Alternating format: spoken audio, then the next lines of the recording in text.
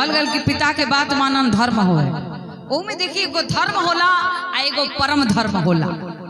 धर्म के कहल जाला, परम धर्म के कहल जाला। धर्म वही के कहल जाला कि जैसे पिता अनुचित उचित विचार तज जे पाला ही पितु बहन, पिता के बात मानल धर्म हवे। लेकिन जब उहे पिता व्यभिचारी हो जाए, दुराचारी हो जाए, तो प्रहलाद जी का कहने तजियो पिता प्रहलाद वो धर्म के छोड़ देने के अपनौनी तो परम पिता के यानी कि परम धर्म के अपनौनी। तजियो पिता प्रहलाद विभीषण बंधु।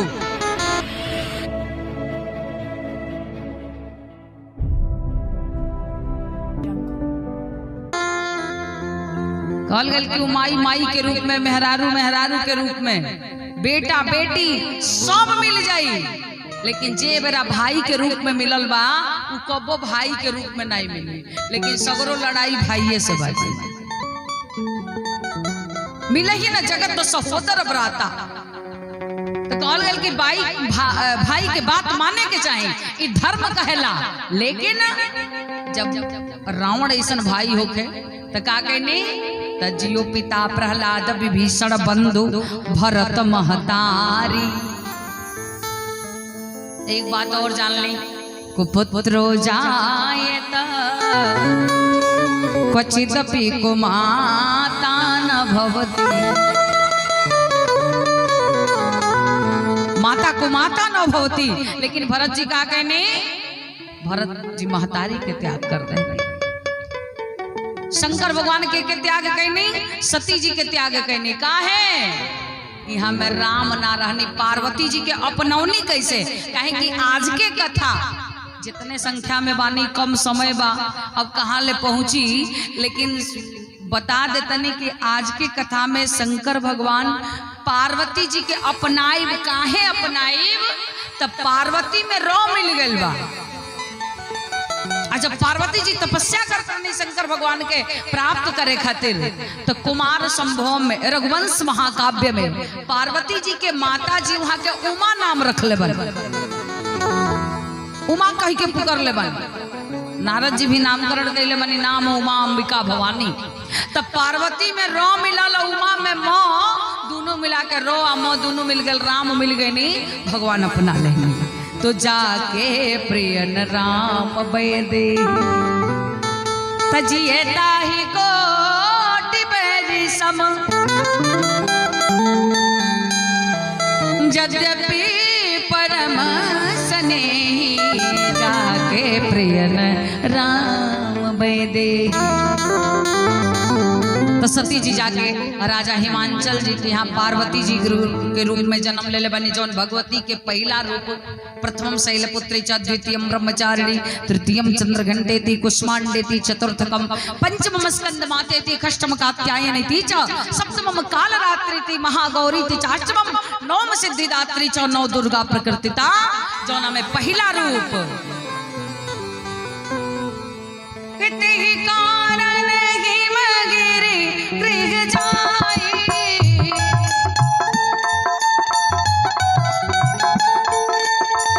तेहि कारण हिमगिरि गृह जाई, जन्मी पार्वती तन पाई।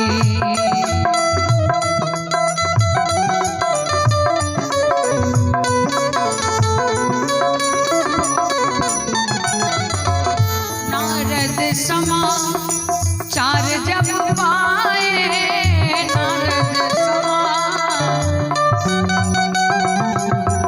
नारद समाचार जब पाए, कौतुक ही गिर गए सिधाए, कौतुक ही गिर गए। एक बात और जान ली, जरा घरे बेटी होले ओकरा घरे कुछ के कमी नहीं होला।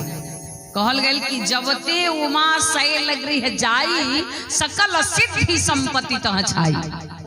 उजा कुछ के कमी नहीं होला। उजा उत्सव मनावल जात रहे पार्वती जी के जन्म पर। आ ये बेरा का बा, अब के घर बेटी हो जा तो ऊपर की मन से तो कही कि लक्ष्मी आइल बा, लेकिन भीतर से का कही केकर का बिगड़नी की विपत्ति आ गई हमरा घर। कहू बेटी के जन्म पर खुश नहीं खेजे। दुनिया बड़ा पापी हो गई बा, बड़ा दुराचारी हो गई। आजकल लोग कहता कि महिला समाज के बड़ी सम्मान बा, बड़ी आदर बा, हर जगह वरीयता मिलता। ऐसन कोनो बात नहीं खे। पहले से तो जब्बर राक्षस दैत्य ए बेरा हो गई बड़ा सा। एगो कंस एगो देवकी जी के कष्ट दहलस, ओकर विनाश हो गई। एगो रावण एगो सीता जी के कष्ट दहलस, विनाश हो गई। एगो द्रौपदी जी के कष्ट मिलल कि उतना बढ़न महाभारत हो गई।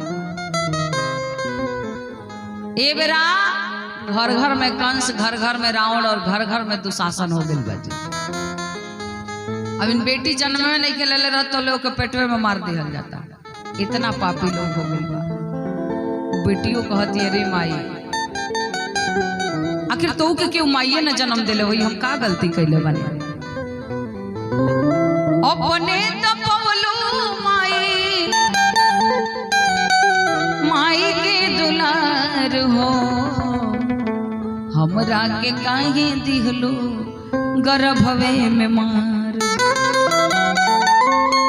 जेके का कहल गइल बा, जननी त्वं वैष्णवी शक्तिरनंत वीर्या विश्वस्य बीजम परिमासी माया। सारा सृष्टि आदि शक्ति जगत जननी जगदम्बा से, लेकिन ए बेरा को बेटी के जन्म पर खुश रखे हो। जब ते उमा, अच्छा एक कारण का बा बेटी गर्भ में मार दिया जाती है। कितनो पढ़ल लिखल होखे, सुंदर होखे, सुंदर और सुशील सुकन्या, सभी गुणों की उजियारी, किंतु पिता के पास नहीं धन, इसीलिए बैठी कुंवारी। कितनों माई बाप पढ़ा लिखा देता, कितनों सुंदर बिटिया होके गुणवान होके, लेकिन अगर बरियार पैसा नहीं के तो माई बाप का करे जा हाथ रहता कि का जाने का। अच्छा बेटी वाला लोग कहता कि बड़ा गरीब होला, बेटी वाला कमजोर होला, निर्धनी होला। एक बात जान जाए, बेटी वाला गरीब भले हो सकेला, एक होला गरीब आ एक होला दरिद्र। तो बेटी वाला गरीब होई लेकिन दरिद्र नहीं हो सकेला। गरीब और दरिद्र में अंतर का बा। गरीब होई के कहल जाला कि जेकरा एगो रोटी होखे अधवे में ओकर कार चल जाता होखे, ओकरा के गरीब कहल जाला। आ दरिद्र ओकरे के कहल जाला कि केतनो रोहे आ रोवते रहे, ओई के दरिद्र कहल जाला। एबरा बेटी के गर्भ में काहे मारल जाता। अपन देश कितना बार गुलाम है, तुर्कों ने लूटा, मुगलों ने लूटा, बचल तो अंग्रेज लूट के ले गई सन। आइए बेरा सबसे बढ़ान समाज के राक्षस जौन बा, देशद्रोही जौन बा, बेरा दहेजवा बाजी। जेकरा दुआरी पर चरपहिया दहेज में मिल जाता, वो बुझता सबसे बड़ा कवा हम ही बना। बताओ तो नहीं कि बेटी वाला गरीब होला लेकिन दरिद्र नहीं होला। कैसे? अब देखी आगे आगे दुल्हन के डोली जाता, अब पीछे से पूरा टौरके पर सामान लादल बा, खटिया बिछौना चाउर पलंग मेज कुर्सी बर्तन चूल्हा। बुझाला बेटा हवा घरे आग लग गल बा, कुछ वही नहीं के। पहले के समय में उत्सव मनावल जाता रहे जेकरा घरे बेटी होके, कि जब ते उमा सैल गृह जाई, सकल सिद्धि संपत्ति तह छाई। नारद समाचार जब पाए, कौतुक ही गिर गे है सिधाए। सैल राज बड़ आदर की ना, पद पखारी बर आसन दीना। सैल राज बड़ चरण पखारी के सुंदर आसन देके विराजमान कर देने और कहने हे देवरी से नारद, आज बड़ा सुंदर संयोग से राव आगमन भइल बा, और रउआ से एगो निवेदन बा। का? त्रिकालज्ञ सर्वज्ञ तुम, गति सर्वत्र तुम्हारी। कहु सुता के दोष गुण, मुनिवर हृदय विचार। कनिक हे देव ऋषि नारद, हमरे कन्या के भविष्यवाणी करी, क्योंकि भविष्य कैसन हुई। नारद जी जब देखनी भगवती के तो सारा बात जान गए। का कहनी? कह मुनि बिहसी गूढ़ मृदुबानी सुता तुम्हारी सकल गुण खान। और कन्या सर्व गुण संपन्न। कौन कौन गुण बतौनी? तो पहला जन्म देवे वाली, दूसरा पालन करे वाली और तीसरा संहार करे वाली। जन्म देवे वाली स्त्री, पालन करे वाली स्त्री। वह स्त्री चाहे तो परिवार के बड़ी सुंदर ढंग से चला। जैसे पहले के समय में एबर तमार कुल थर्मामीटर, कौन कौन MRI मशीन चल गई बा बीमारी नापे वाला। लेकिन पहले के युग में वैद्य जी आई नाड़ी पकड़े, नाड़ी के गति देख के स्वास्थ्य के सारा स्थिति जान जाए कि अगर नाड़ी के गति सही बा तो स्वास्थ्य सही बा।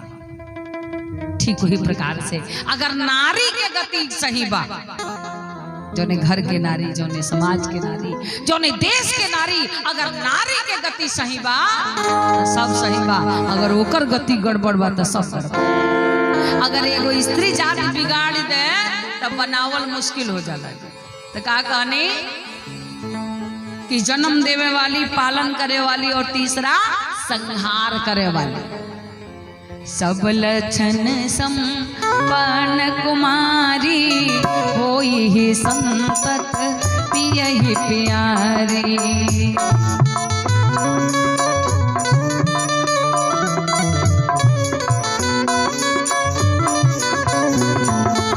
सब लक्षण सर्वगुण संपन्न, संपन्न कुमारी, होई ही संतत पियहि प्यारी। और अपने पति के भी बड़ा प्रिय हो खब। लेकिन ऐ राजा हिमांचल, अब ले तो जौन हम बतौनी हो और ओरा बड़ा बढ़िया लागल, लेकिन एकरे आगे जौन सुनावे जाता नहीं तनी ध्यान से सुनो। का सुनावो तनी? शैल सुलक्षण सुता तुम्हारी, सुनहु जे अब अवगुण दुई चार। वैसे तरह और कन्या सर्वगुण संपन्न, लेकिन दो चार गो अवगुणों बा। अब तो जौने पिता से कह दे कि रे बिटिया में अवगुण बा, ओकरे ऊपर का गुजरी। राजा हिमांचल जी घबरा गए कि जौन विधाता इतना सुंदर है पार्वती के बनौनी, ये पार्वती के भीतर अवगुण का डाल दे। पूछा तने नारद जी बताई कौन अवगुण बा? नारद जी बताओ तने। जोगी जटिल अकाम मन, जोगी जटिल अकामी, नंगा धड़ंगा घूमे वाला, भूत प्रेत के बीच में रहे वाला, नगनया मंगल भेष, अस स्वामी यही का मिलही, परिहस्त यसिरे। ऐसने बरतरी बिटिया के कर्म में लिखल बा। अब तो राजा हिमांचल जी चिंतित हो गए, घबरा गए। नारद जी से कहने, नारद जी ये तो बड़ी बड़ समस्या हो गई। अब तनी देखिए हमरे बिटिया के योग्य और कोई ऊपर नहीं खे सृष्टि में, कोनो उपाय बताएं। नारद जी कहने ये गो उपाय बा, कौन सन समस्या नहीं के जौना के समाधान नहीं के। उस समस्या के समाधान बा का कहतनी? जय जय बर के दोष बखाने, कहतनी कि जितना जितना दोषवा दुल्हवा में बतावतनी सगरो एक जगह जाके गुण में परिवर्तित हो जाता। ते ते शिव पही मैं अनुमाने। बोलिए शंकर भगवान की। कुछ लोग पा के रोवता, कुछ लोग पवले खातिर रोवता। ऐसा आसन में रोवा बैठल बनी कि नींद अबे करी। हाँ तन ठीक से बैठे रही। देहिया के बड़ी दुर्दशा लिखल बा जी, ढेर आराम दहले का गर्ज नहीं के। राम कह मन राम सिया,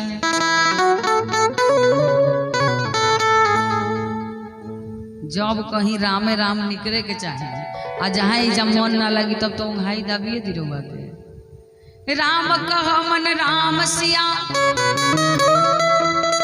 सब आफत आइल टर जई है। सीताराम जो नाही रे भजब ई देह खटिया पर सरी जई है।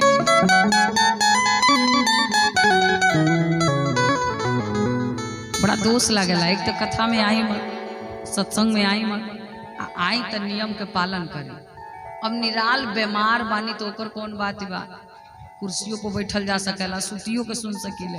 लेकिन अगर स्वस्थ बानी तो एकदम आसन में बैठी बढ़िया से, पहले आसन के जीती, मन के एकाग्र करी, तब तो कथा में आनंद आई। तो ध्यान से सुनी। अब कुछ लोग कहते इतना रुपया पैसा दैले बनी, बेटा नाती पतो खूब सेवा करे। तो देखिए धन के का स्थिति हुई। यह धन के जो गाड़ी के रखब पानी परी त सरी जई है। यह धन के जो छप्पर में रखब आगी लगी त जरी जई है। कुछ लोग कहते ना सब बैंक में रुपया धराई। ऐसा परिस्थिति आ जाए कि जौन लगे बाबू हो 2-4 लाख कर्जो बिटोरा जाए। अचके में कोनो होई बीमारी तो रुपया डॉक्टर के घर जई है। दवा करे के पैसा जो मंगब तो बेटवा नाती न करी जई है। तो बेटवा नाती न करी जई है। देखिए लड़किया के लड़कवा कहेला ना ना, अब इनकरा लगे कुछ नहीं खे। लेकिन लड़कवा के लड़कवा जौला सासवा चली तो कही बा बा छोड़े के नहीं खे, पूरा निचोड़ लगे तो बा। ऐसे आ मुला के बाद जाए नाक काने में बान वो कटा जाए नहीं निकली। तो ऐसे राम कहा मन राम सिया सब आफत आइल डरी जई। सीताराम जो नाही रे भजबा देह खटिया पर सरी जई है। देह खटिया पर सरी जई। बोलिए आनंद कंद भगवान की।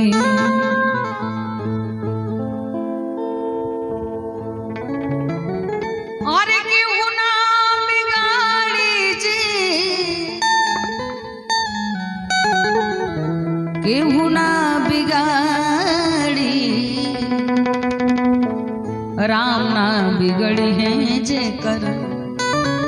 बस वो सही होके के चाहिए।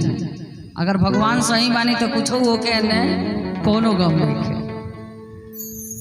अरे क्यों ना बिगाड़ी जी,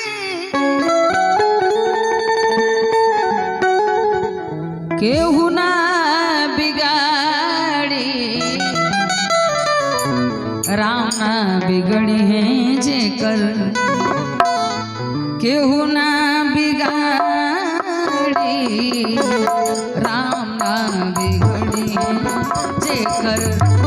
केहू ना बिगाड़ी, राम ना बिगड़ी जे कर।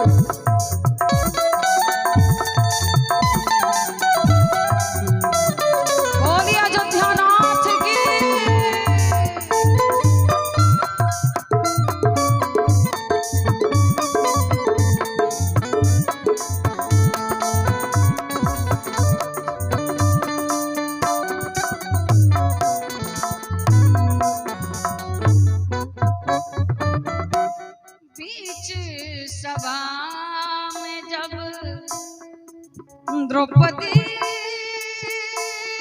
पुकारी, बीच सभा में, बीच सभा में, बीच सभा में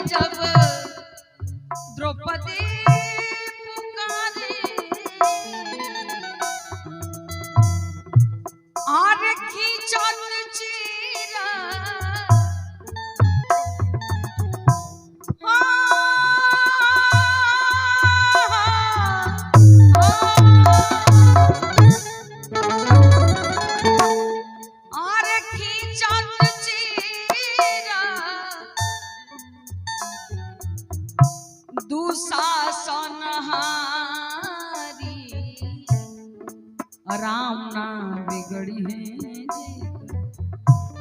केहू ना बिगाड़ी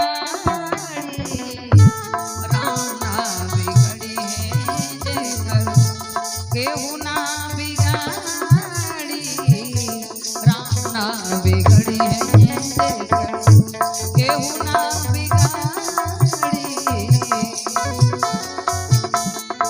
बोलिए आनंद कंद भगवान की।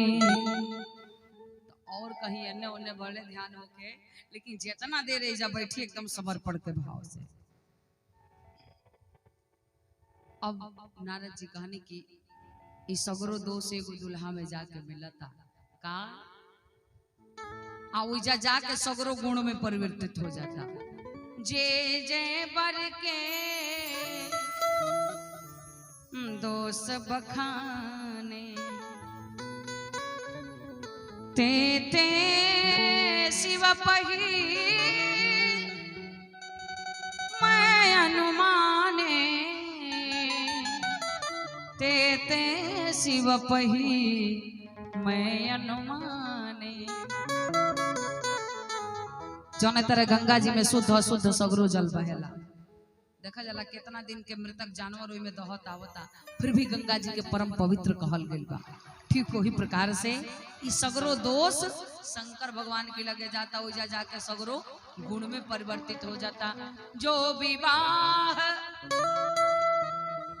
शंकर सन होई दोष गुण सम कह सब कोई।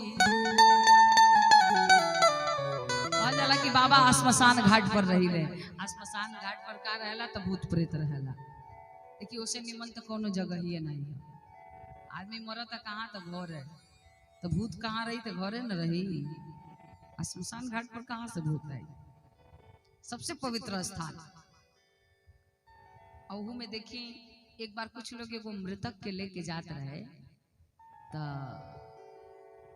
दो लोग आगे से कंधा लगावेला, दो लोग पीछे से, कुछ लोग साथे साथे चल देला। आ जब सारा लोग जात रहे तो सब लोग राम नाम सत्य करत जात रहे। तो शंकर जी के बड़ी प्रिय हैं राम जी। अब यहाँ के का कहनी पीछे पीछे हवा के रूप में लाग गए, सुनत जाता सब लोग राम नाम सत्य करत जात रहे। कहनी बड़ी आत्मा से राम नाम सत्य लोग कहता। आ जब वो जब पहुंचल लो चिता सजा दिहल गए, चिता में आगी लगा दिहल गए, आ सारा लोग किनारे किनारे खड़ा हो गए। बाबा कहनी कि तनी और चली देखी लोगवा का बतियावता, उहे बात कहता ना। तो जाके देखता लो तो का ओई में केहू कहता कि रे इतना न चौपट आदमी बाकी एक दिन छुट्टी रहल वो कहाँ गइल। ओई में केहू कहता कि कितना गहकी दुकानी पर आके खड़ा होई हम एजा आके फसल बनी। बाबा कहनी ना एकनी में सत्य नहीं है, सत्य वही में बात जौन कन्हवा पर रहल। और जब वापस गई तो चिता जर के राखी हो गई रहे, अब बाबा वही राखी में लोट पोट हो गए। तो बाबा कहाँ रही है? तो वही जा रही है, वो सबसे सत्य जगह हवे, कहे कि राम नाम ही सत्य बा। लेकिन अब के अगर सोहर हो तो क्या जाके कह दी राम नाम सत्य है, तो मार के हटिए बराबर कर दी। लेकिन सत्य हुआ बा राम नाम ही सत्य बा। भले ही से बाबा श्मशान घाटे पर रही ले तो का हवा मंगल भवन या मंगल हारी उमा सहित जेहि जपत पुरारी। केहू घर बियाह शादी पड़ेला तो सबसे पहले बाबा के ध्यान कर जाला। सुनिए शिव शिव के दोहा गाय की गोबरे महादेव आंगना लीपा गजमतिया हो महादेव चौका पूरा सुनिए शिव। तने अपनहु लोग जे जे गाई सबका घर मंगल होई जी, कहीं के जैसे बाबा के विवाह के कथा शुरू भइल बा। सुनिए शिव शिव के दोहा सुनिए शिवा। इतना जोर जोर से गाएं कि सीधा काशी ले आवाज पहुंचे। सुनिए शिवा, शिव के दोहाई सुनी,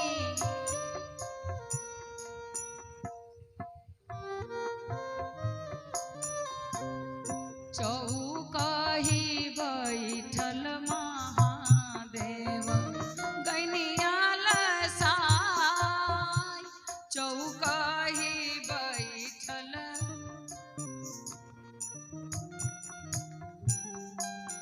ई बाटे कि महिला लोग तो गावत है, लेकिन एक कुर्सिया पर जब बैठल बा बुझाता कि हम प्राइम मिनिस्टर की कुर्सी पर बैठल बानी। ई कुर्सी कहीं मिले वाला बा? अरे वो घोड़े पर आइल बा ऊ हो। यानी रउओ लोगन गाए। बोलिए बाबा विश्वनाथ की। अरे चिऊटी ना काटी गौरा दे दिहनी जगा, चिऊटी ना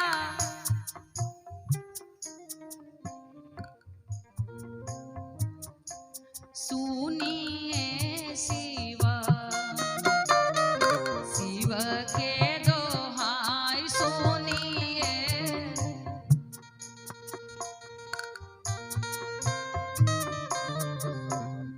चिऊटी की कटले महादेव गैनी ऋषिया, चिऊटी की जे मंगल गाई सबका घर मंगल होई।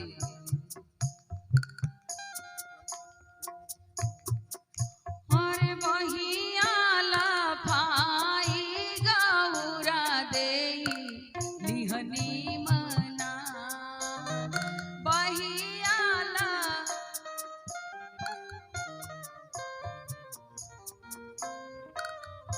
सुनिए शिवा, शिव के दोहाई सुनी,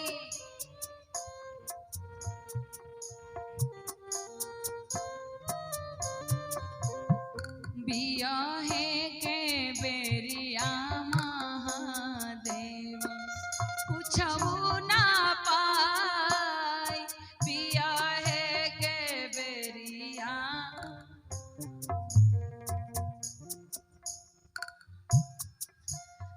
गवाने के बेरिया महादेव सब कुछ पा, गवाने के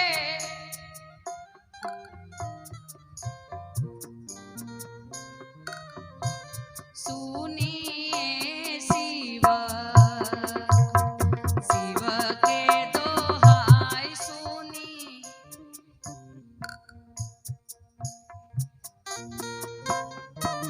बड़ी सुंदर लाइन। अगली लाइन एक लाइन और भाव से गा लें।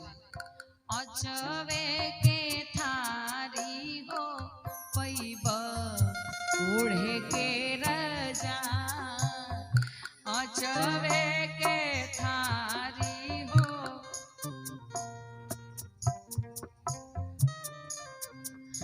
हरी सूती के पालंगरी हो पैब ओढ़े के रजा, सुनिए शिव,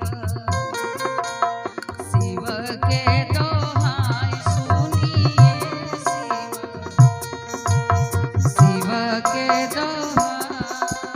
बोलिए शंकर भगवान की। मंगल भवनय मंगलहारी, उमा सहित जहि जपत पुराण।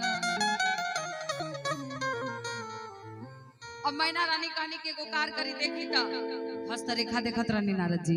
अरे तन देखी दूसर को बर बाकी ना हमरे बिटिया के बाकी ई कैसन बौरा है के पता बताओ तनी रुआ। और ध्यान से लगनी देखे कहनी कि हे देवी हे मैना रानी, अगर ये बेरा के पंडित जी सब रहे तो जो है 2000 के नोट मिली, भले बाद में रिश्ता रहो चाहे ना कुंडली फिट हो दे जबरदस्ती। कनी देखी व्रत बहुत बा सृष्टि में, लेकिन रउआ बिटिया खातिर यद्यपि पर अनेक जग माही। एही कह शिव तजी दूसर नाम। रउआ बिटिया खातिर शंकर भगवान के छोड़ के दूसर के ऊपर नहीं के बनल। अगर ये विवाह शंकर भगवान से होके तब बे कल्याण बा। अब राजा हिमांचल जी कहनी नारद जी से कोनो पूजा पाठ कोनो जप तप बताई नियम बताई। हमनी राजा रानी कठिन से कठिन तपस्या करब जौन पूजा पाठ कहब तौन करब। कहनी ना रउआ लोगन के पूजा पाठ से शंकर भगवान नहीं मिलब। देखी बेटी के बर ओकरा माई बाप के भाग्य से नहीं मिलेला। कैसे मिलेला? तो जैसन वो बिटिया के भाग्य होला। जो तप करही कुमारी तुम्हारी, अगर और कन्या तपस्या करे तो भावी हूँ मेटी सकहि त्रिपुरारी। तब शंकर भगवान मिल सकीले। सारा लोग विचार करे लगल कि झूठी न होई देव ऋषि बानी, सोचहि दंपति सखी सयान। नारद जी जैसे विदा लेने अब राजा हिमांचल जी कहतनी मैना रानी से, ऐ मैना रानी अब रउआ पार्वती के उपदेश दी कि शंकर भगवान के पति रूप में प्राप्त करे खातिर कठिन से कठिन तपस्या करे।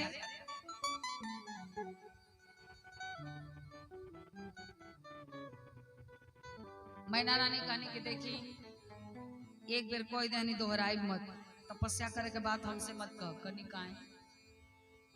देखिए अगर बियाह ना हो तो के बेटी के बड़ा दिक्कत होत होखे तो बर तनी एक आंख से कम लौकत होके तब वो बियाह कर दी।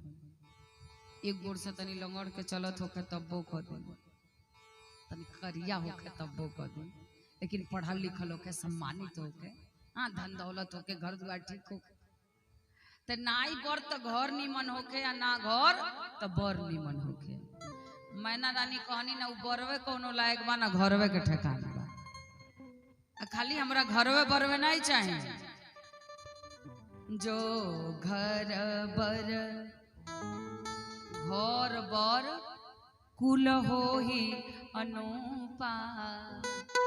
घर बर कुल जाति गोत्र सगरो हमरा के पता चाहिए। करिय विवाह सुतायन रूपा,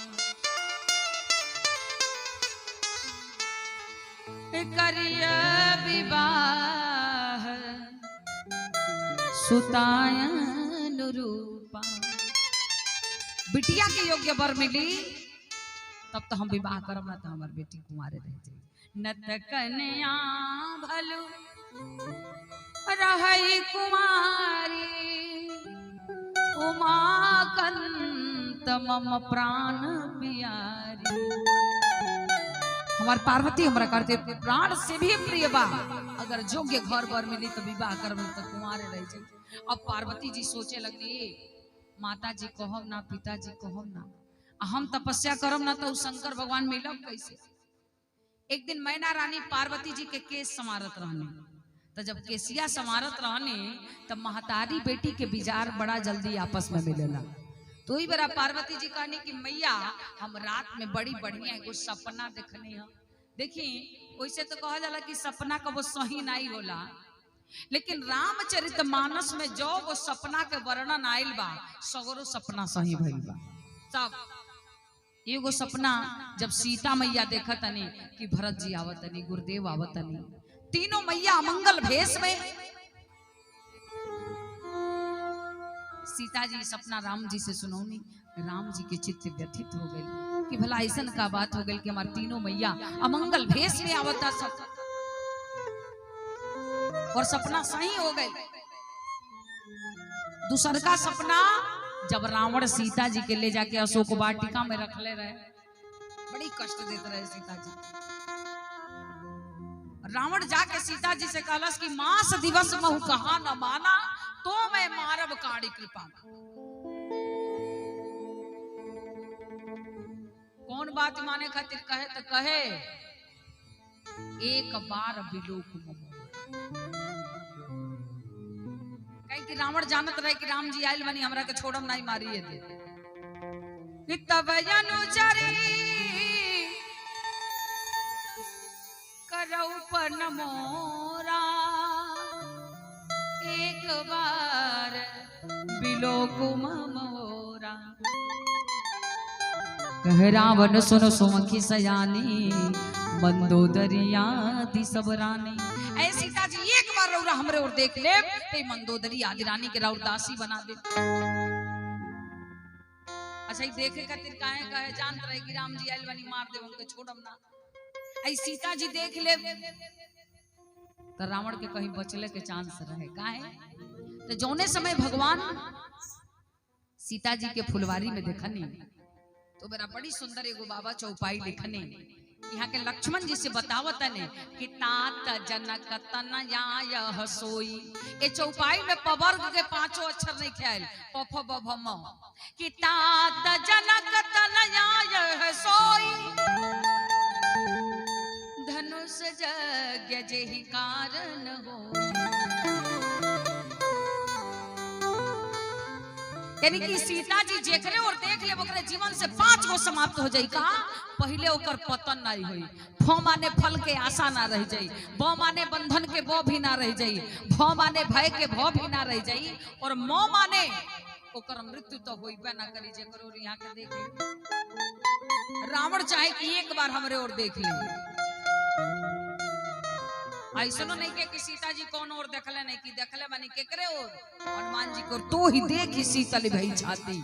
और का कहनी अजर अमर गुण निधि सुत हो करहु बहुत रघुनायक छोहु। अब रावण चाहे कि देख ले सीता जी का कहने त्रिनधरी ओट कहति वै देहि सुमिर अवधपति परम सने। रावण की ओर देख लेने की अब देखी रावण कह के गल कि मास दिवस में कहा न माना तो मैं मारब काड़ी कृपाना। और जब रावण उजा से गई तो सीता जी उदास हो गई रोवे लगनी। और लंका में दू गो राम जी के भक्त एगो तो विभीषण जी दूसरा त्रिजटा नाम राक्षसी का। अच्छा सीता जी के एक जटा कहल गई बा त्रिजटा। त्रिजटा काहे वो एक जटा काहे तो सीता जी के भीतर एके गो गुण रहे कृष्णतनुसी सजटाय कबेनी जपति हृदय रघुपति गुण श्रेणी। एके गो गुण रहे कौन गुण तो सतो गुण जैसे रात दिन राम जी के नाम ले। त्रिजटा रहे राक्षसी रहे एकरा में तीनों गुण रहे सत रज तम लेकिन ये तीनों गुणवा नाम के रहे त्रिजटा नाम राक्षसी एका ओकरो आस्था एके गो में रहे के में तो सतो गुण में राम चरण रति निपुण विवेका राम जी के नाम ले। सीता जी कहत ने त्रिजटा से अब जिए के इच्छा नहीं क्यों त्रिजटासन बोली कर जोरी मात विपत्ति संगिनी तय मोरी आन काठ रच चिता बनाई मात अनल पुनि देहु लगाई। त्रिजटा कहे सीता घबराइले के कारण नहीं के सीता जी कहनी बुझाता राम जी आए ना। त्रिजटा कहे कि हम सपना देखने हैं। का सपना देखनी है कि सबके नीचा दिखा के गई। सपना देखने कि सपनवा में एगो बानर आयल रहे हाल ऐसन बना के गई आइल पल भर में वो एक बनरा असगरी लंका जरा के गई। आइल पल भर में वो एक बनरा सगरी लंका जरा के गई। सबके नीचा दिखा के गई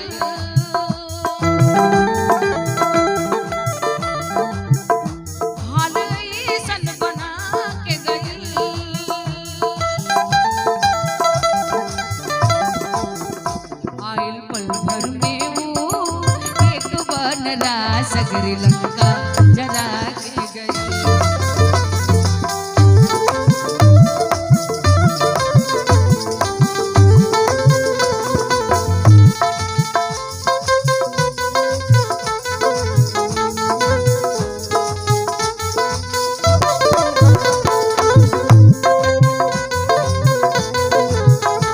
बोलिए अयोध्या नाथ की।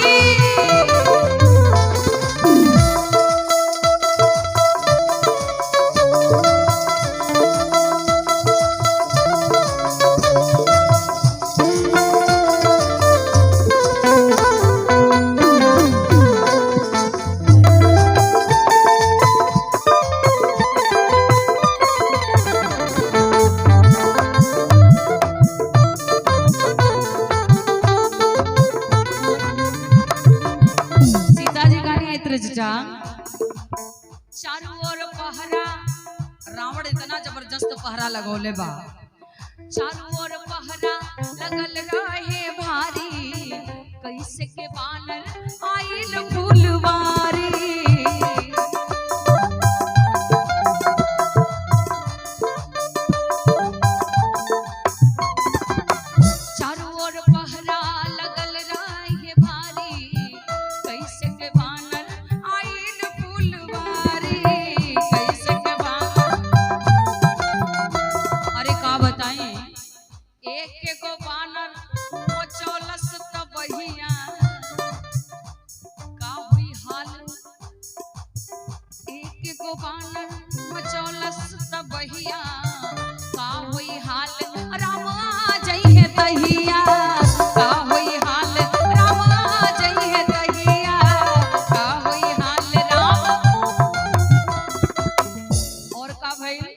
भारी झटका लगा के गई,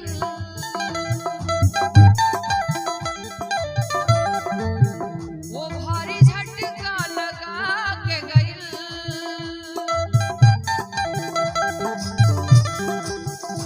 आइल पल भर में वो एक बनरा सगरी लंका जरा के गई। आइल पल भर में वो एक बनरा सगरी लंका जरा के गई। प्रेम से बोलिए वीर हनुमान की। त्रिजटा कहे हम सपना देखनी हम, सपने बानर लंका जारी, जात धान सेना सब मारे। राजा यादव जी कस्या से 51 रुपया, 500 रुपया गुप्त दान। 45 बजा दी लोगन। ईजा के तो लोग फूट कर करा के धो ले बा।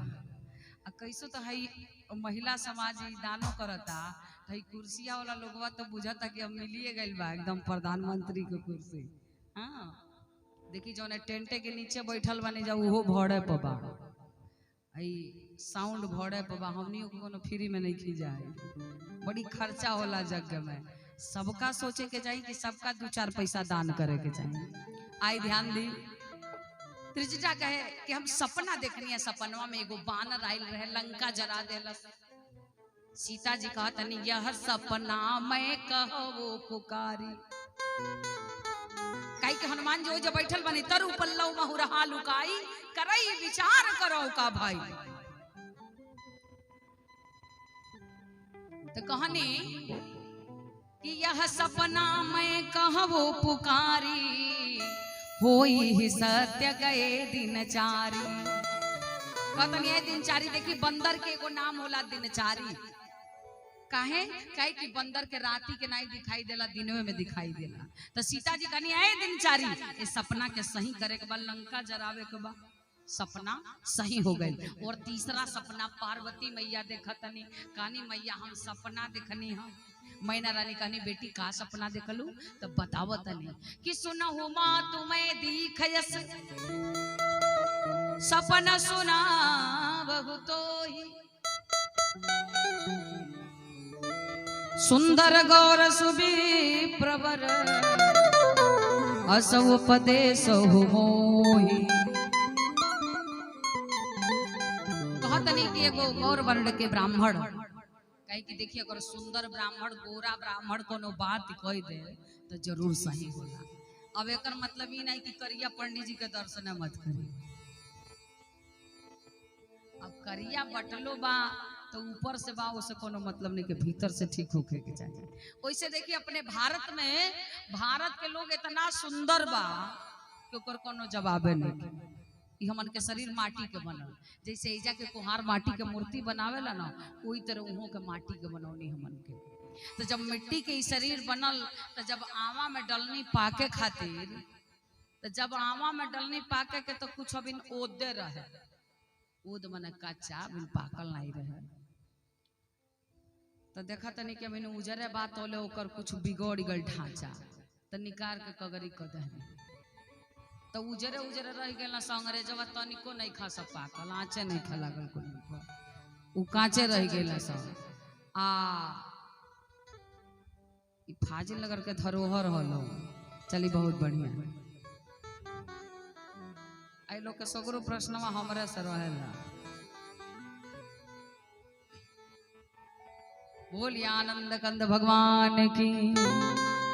अब मूर्ति जब पड़ल पाके खातिर मानव के शरीर तो कुछ मटिया अभी तनी तनी फूलत रहे, अब जात रहे पकले की स्थिति में, तो ले देखा तनी ओकनियों के कुछ स्थिति गड़बड़ हो गई, तो निकाल के भगवान कगरी क देनी।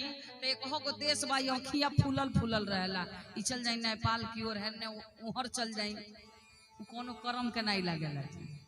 आ एक हो कोल पर तो भगवान के बिल्कुले ध्यान नहीं गइल, तो जोर के एकदम करीखा हो गइला सब, जौना के अपने गवई भाषा में लुआठी कहल जाला, करिया करिया।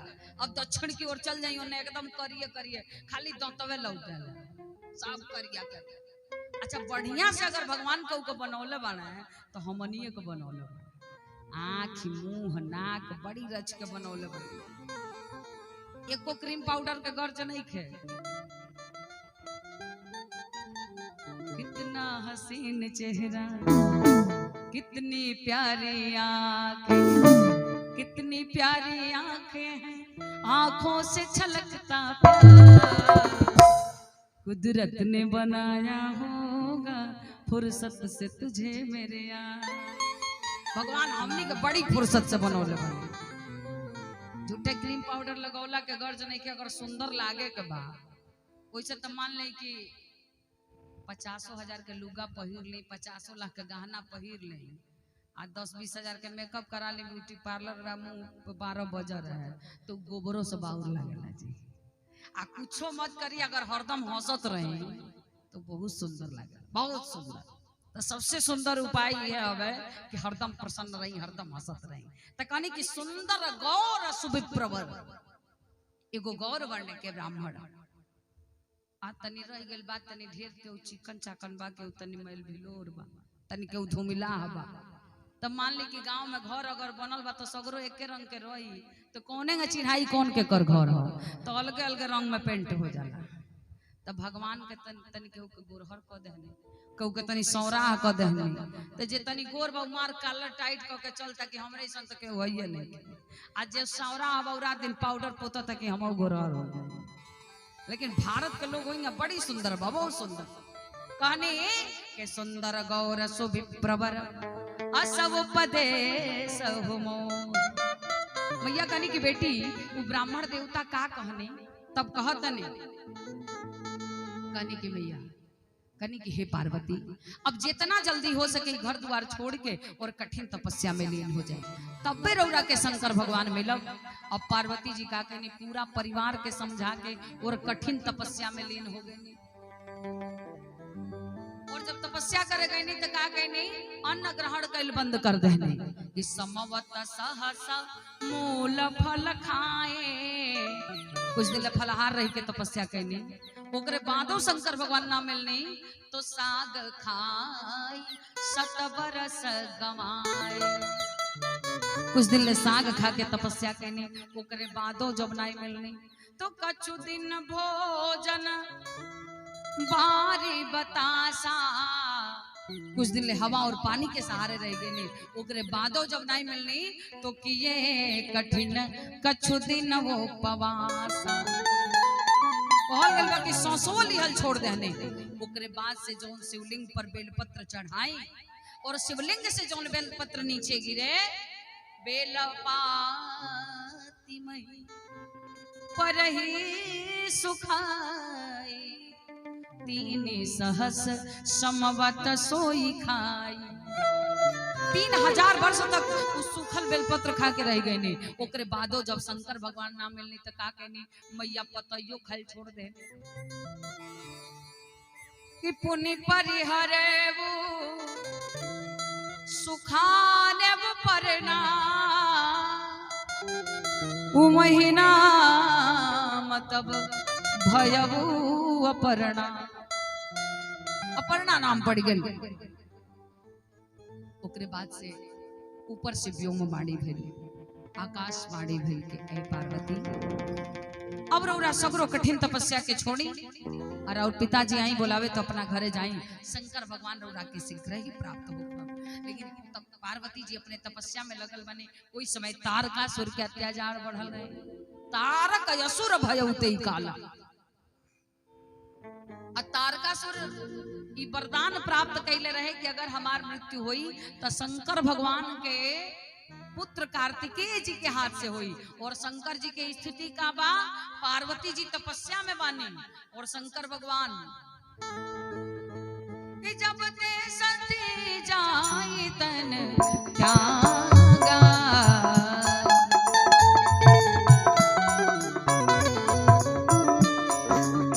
जब ते सती जाई तन त्यागा, तब ते शिव मन भयबो विरागा, तब ते शिव मन भयबो विरागा। बाबा बैरागी के रूप बना के घूमत रहनी। श्रीमद देवी भागवत महापुराण में ऐसा कथा आई कि कितना दिन ले वो सती जी के मृतक शरीर के अपने पीठी पर लाद के लेके घूमल बने। विष्णु भगवान अपने चक्र से काट के 52 भाग में विभाजित करनी और जहां जहां गिरल तहां तहां शक्ति पीठ बनल। ओकरे बादो शंकर भगवान की स्थिति का बा, तो जहां तहां राम कथा सुनता। एक बात जान लीजिए, राम कथा श्रवण करेला जी राम जी के भक्त होला, ओके वासना नहीं सतावेला। और आज अविनाशी दुल्हा के विवाह, बाबा भोलेनाथ जी के विवाह के क्रम में हमने आगे बढ़त जाता नहीं। ई दुई गो विवाह जौन बा, राम जी के विवाह और शिव जी के विवाह, ई दोनों लोग अविनाशी दुल्हा हवे। भगवान प्रभु श्री रामचंद्र जी जब विवाह करे गई नी तो कामदेव के घोड़ा बना के आ वही पर सवार होके गल रहने। ये बेरा का बा, ए बेरा जब दुल्हा विवाह करे जाता तो ओकरे ऊपर कामदेव सवार हो जाता। चिन्हाता कैसे? तो जहिया दुल्हवा के बियाहवा रहता ओई दिन खूब हंसेला, बिना गरजो के हंसत रहे, अकेलहू में हंसत रही, 4 जने के बीचो में हंसत रही। आ दुल्हनिया खूब रोवे। दुल्हवा हंसेला काहे, दुल्हनिया रोवे ले काहे? दुल्हनिया रोवे ले कि अब तो हमारा जिंदगी भर हंसही के बा, आ उ हंसल ऐसे कि अब तो हमारा जिंदगी भर रोही के बा। लेकिन राम जी जब गईनी तो कामदेव के घोड़ा बना के ऊपर सवार होके गल रहनी। अब शिव जी राम नाम में लीन बानी। हर सब देवी देवता लोग चिंतित हो गए कि कैसे बाबा के मन में विवाह के भाव जगावल जाए। सब लोग कामदेव जी के शरण में गए, जाके आग्रह कइल कि रउआ शंकर भगवान के मन में विवाह के भाव जगाई। अब कामदेव जी चलल बने, अपन प्रभाव बड़ा जोर से विस्तार कर। बसंत ऋतु आ गई, साफ नदी उमड़ उमड़ के समुद्र की ओर लगल भागे, आपस में पेड़ टकरा टकरा के लगल गिरे। जितना साधु संत तपस्या करते रहे सब तपस्या छोड़ छोड़ लगल भागे। अब कामदेव जी गइल बनी और जब अपने शस्त्र के प्रहार कैले बनी तब शिवती सर नयन उघारा। बाबा के तीसरा नेत्र खुलल, तब ते काम भयउ जरि छारा, तब ते काम भयउ जरि छारा। कामदेव जी जर के राखी हो गए। रति जी जाके लगने विराप करे कि हमारे पतिदेव के क्षमा कर दे। अब हमारा वहां से दर्शन कब हुई? शंकर भगवान कहने की हे देवी रति, कृष्ण अवतार में, और वो अपने पतिदेव के दर्शन हुई कि कृष्ण तनय हुई है पति तोरा, कृष्ण तनय हुई है पति तोरा।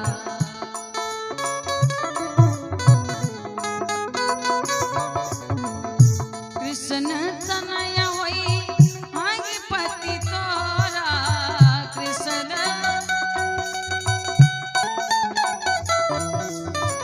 वचन अन्यथा होई न मोरा, वचन अन्यथा होई न मोरा।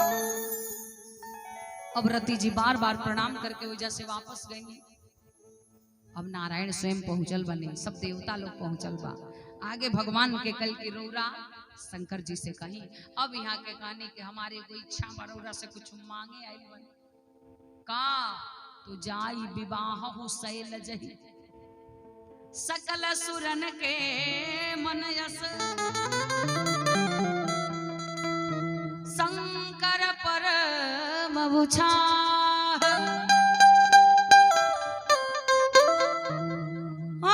निज नयनन देखा चाहो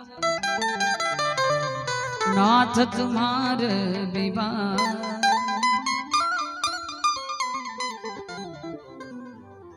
कने राउर विवाह चाहत ने हमने बाबा तुरंत कह दे जब राउर आदेश बात तो स्वीकार बा।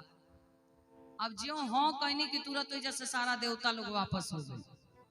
देखिए बड़हन लोग कहीं ढेर देर रुकेला ना है कि कहीं हमरा से क्यों सहयोग मत मान दे।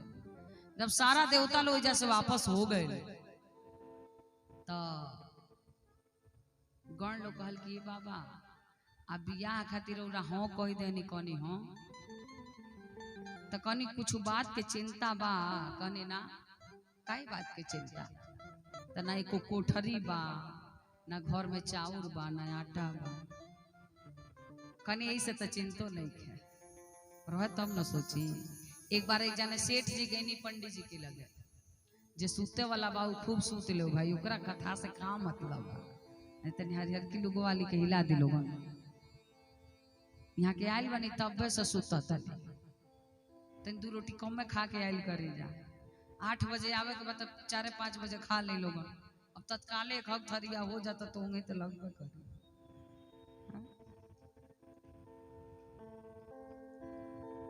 अब सेठ जी गईनी पंडित जी के लिए अरे पंडित जी बड़ा दिक्कत में चलता नहीं हम का बात बा शनि के कुदृष्टि हो गई हमरा पर अच्छा कोनो उपाय बताई कि हमार स्थिति ठीक हो गए। कनी के एगो कार करी एगो करिया गाय एगो श्यामा गाय को ब्राह्मण के दान कर दी। अब ब्राह्मण के दान कैले के नाम पर केहू जियता जी कोनो दुकानियों पर जाई तो धोती मांगल जाता तो का पंडित जी के देवे के बा तो 60 रुपया वाले धोती होने कगरी धोई रहो आ लोग कहता पूजा करोले मानी फायदा होके के चाहिए हिंग फायदा थोड़े हुई। देवाधीनम जगत सर्वम मंत्राधीनम तो देवता ते मंत्रा ब्राह्मणाधीना तस्मात् ब्राह्मण देवता। ब्राह्मण के सम्मान करे के चाहिए लेकिन का करब ब्राह्मणों ब्राह्मण होके के चाहिए खाली जातीय से ब्राह्मण नहीं ओकर संस्कार भी ब्राह्मण होके चाहिए ना तो दारू पी के पटाइल बनी रोड पर रात दिन गढ़ई में मछली मारत नहीं चातुर वर्णम मया श्रेष्ठम गूढ़ कर्मम विभाग सब भगवान गीता में कहनी कि जेकर जैसन कर्म रही ओके वैसने पद भी दिया ता कनी बाबा बड़ी ढेर होता है इतना बढ़न दान हम नहीं कर पाए नहीं हो पाई तो कम से कम 11 गो ब्राह्मण के भोजन कराई वस्त्र दें दक्षिणा दें।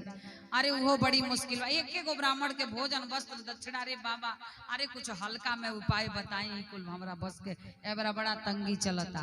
कनी एगो कार करा जजमान घरवा में से 2 हाथ करिया धागा ले ले आवा गईले घर में से बाहर आइले हाँ धागवा दो कहले ये बाबा का कहे संजोग से वो नहीं खे कौनी तो तहार शनिचर भगवान का बिगाड़ ली है कुछ रोहे तुम न चिंता रहे जब होइए नहीं के तो कई बात के चिंता बा। गण लोग कहता कि बाबा कुछो नहीं के घर में आता नहीं कहता ना अरे ओकरा हाँ कह देने भी आखती कौने तरह हुई बाबा कनी जे हाँ करो ले बहू जाना हमरा काहे बात की चिंता बा।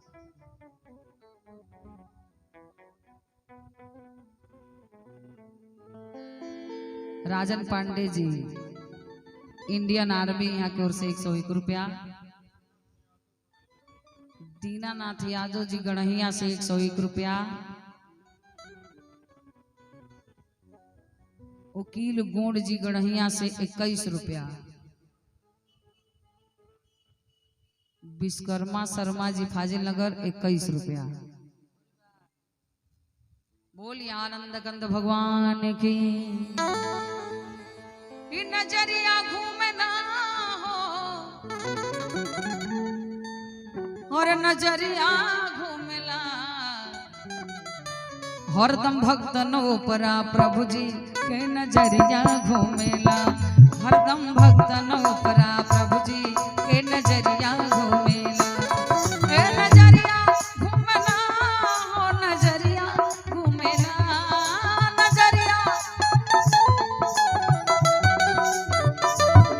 हरदम भक्तन ऊपरा प्रभु जी के नजरिया घूमेला, हरदम भक्तन ऊपरा प्रभु जी।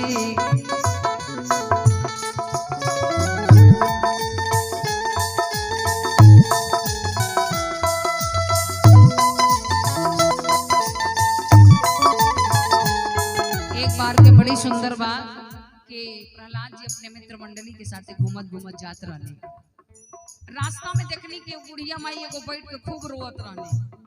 प्रहलाद जी रुक गए, कनी काहे रोवत नहीं रुआ, का बात बा? कनी देखी हमने जाति के कुम्हार हैं और हमार मालिक मिट्टी के बर्तन बनाई ले और रोवत ऐसे बानी कि हमरे घरवा में बड़ी बढ़न बढ़न घड़ा बना रहा मिट्टी के, आ घरवा में एगो बिलाई बच्चा दिल रहा सी भई नहीं हवे कि जौन घड़ा बना रहा जब आवा में डराइल हो कोई बिलैया की बचवा में से एगो बचवा जाके वही घड़ा में बैठ गई रही आ सगरो घड़ा के साथे वो घड़ा जौना में बिलाई के बच्चा रहल वो घड़ा वही आवा में पड़ गई बा।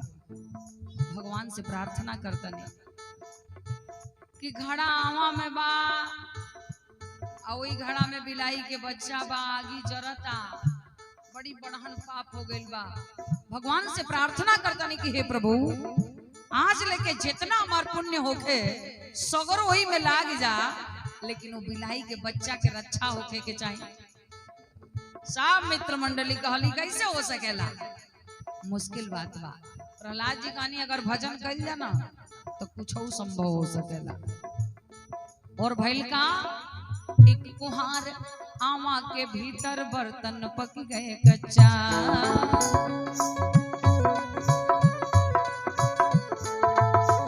एक कुहार आमा के भीतर बर्तन पक गए कच्चा, एक कुहार आमा के वही कुहार आमा के भीतर बच गए बिल्ली के बच्चा, वही कुहार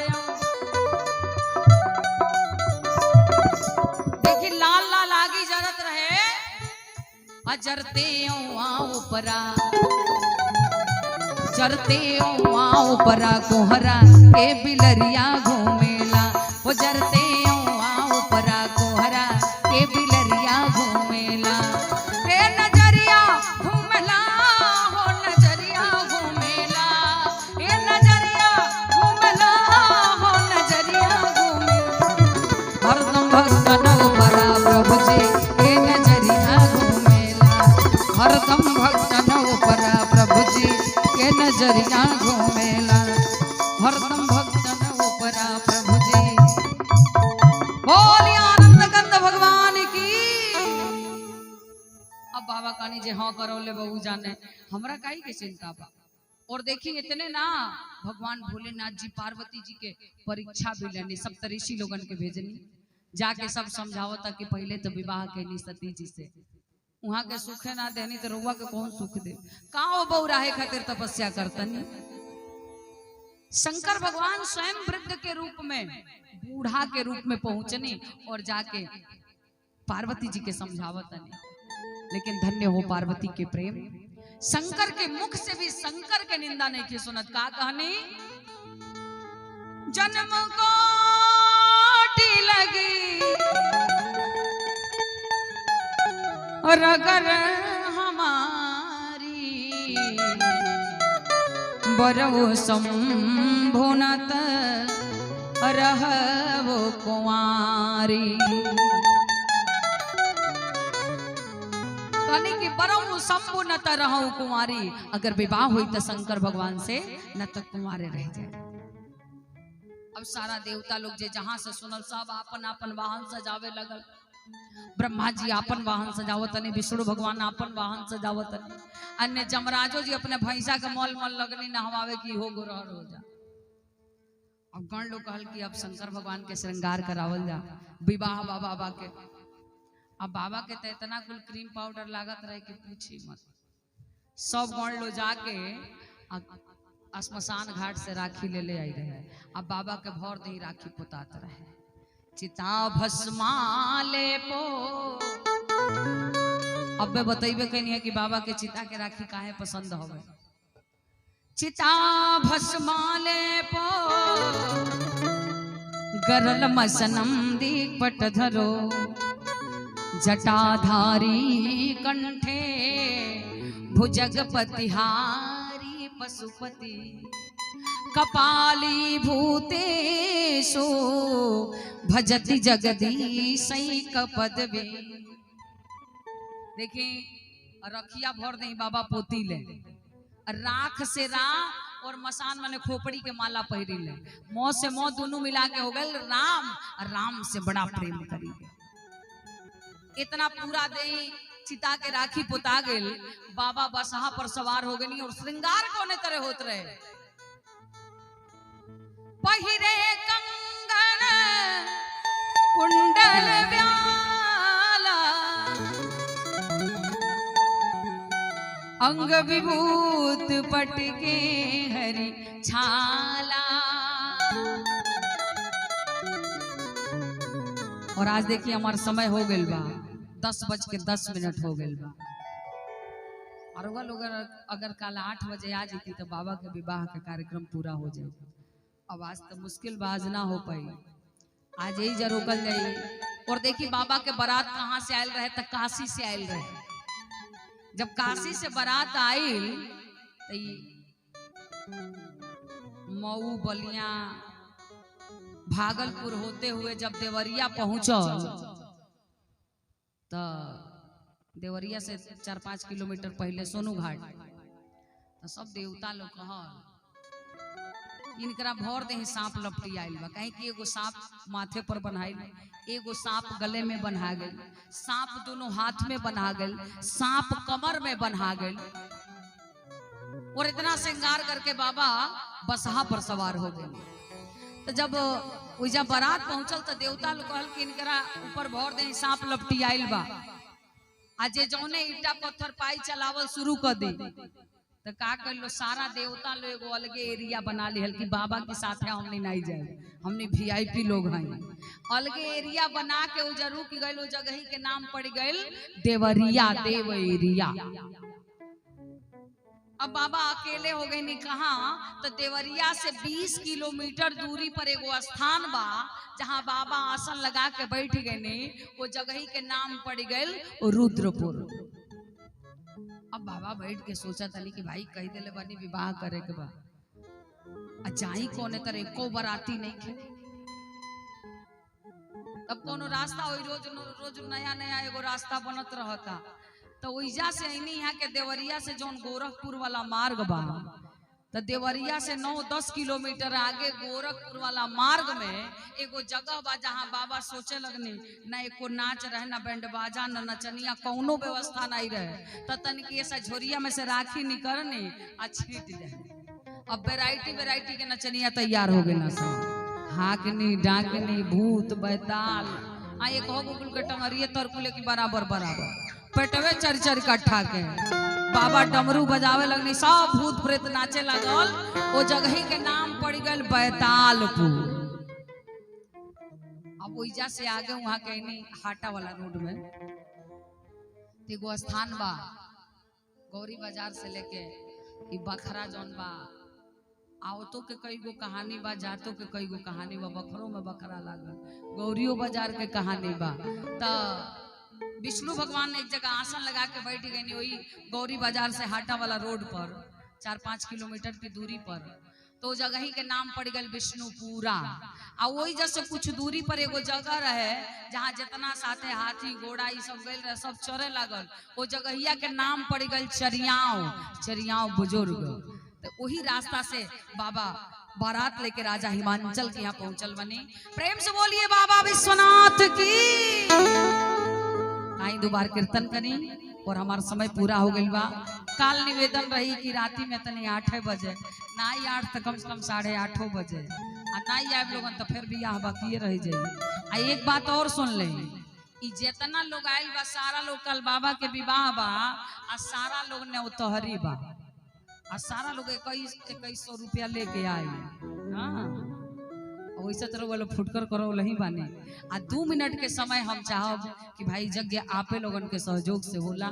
ए यज्ञ में 2-4 पैसा दान करी, ओकरे बाद से आप लोगन शास्त्री जी से कथा सुनी। आ दान के नाम सुन के बैठल नहीं रह।